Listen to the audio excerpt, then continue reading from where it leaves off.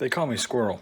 What's going on, Squirrel Squad? It is your boy, the Squirrel, and today I'm looking at David Mitchell being adequately annoying on Bake Off for almost 5 minutes. I've never seen Bake Off. We have a lot of baking shows over here, so I'm guessing it's kind of similar, especially when they bring in the celebrities and stuff. But I listen, I can't get enough of David Mitchell ranting and bitching and being funny and adequately annoying. I'll add that to the list of things I love about David Mitchell, I am sure. So let's give this a whirl. Let's check out how adequately annoying David Mitchell can be. First time here, welcome to the squad. Hit the subscription button and sit back and enjoy. Here we go.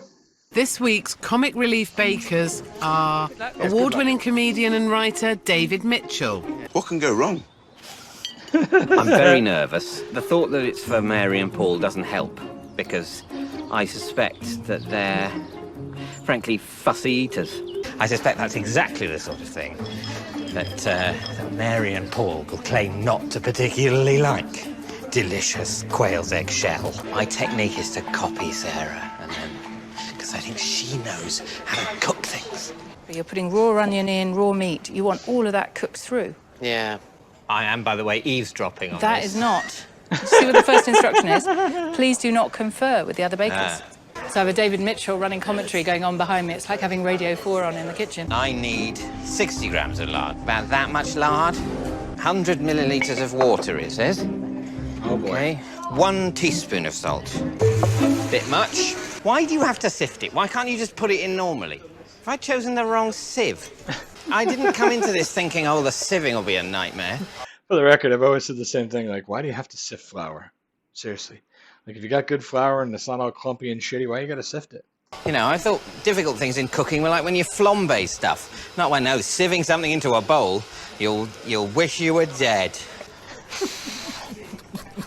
David, it's a dangerous zone here. I can see lots of flour everywhere. I've encountered more practical difficulties than I anticipated. Do you ever get that feeling you haven't really listened? Yes.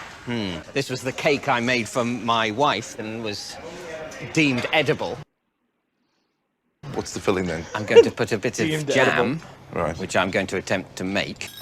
How do you know how to make jam?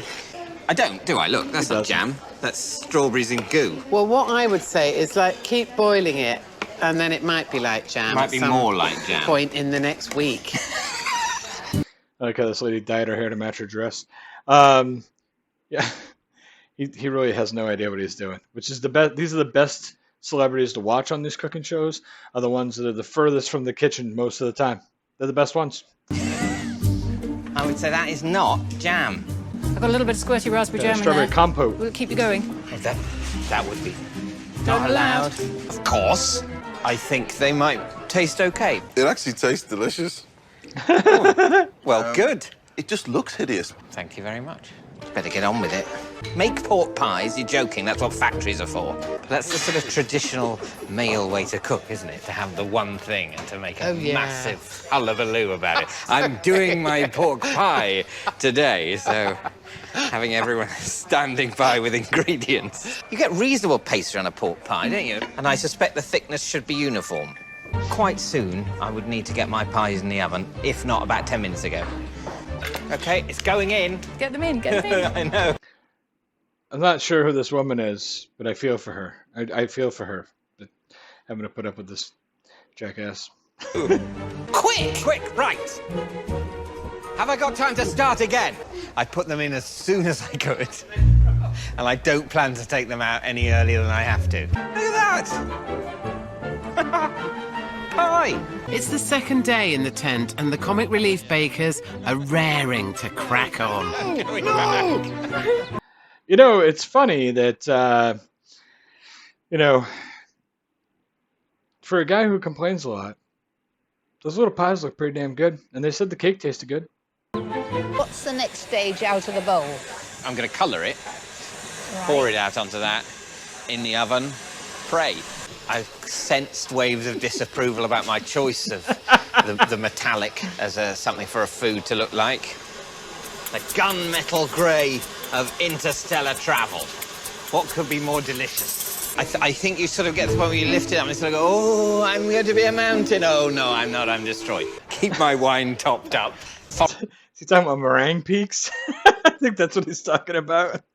foreign fruit basically seem more space age, which is absurd, I realise.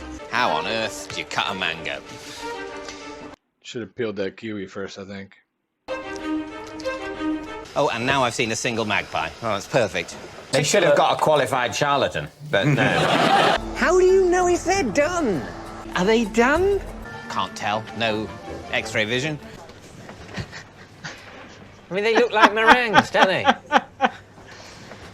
Slightly badly made meringues with cracks in them.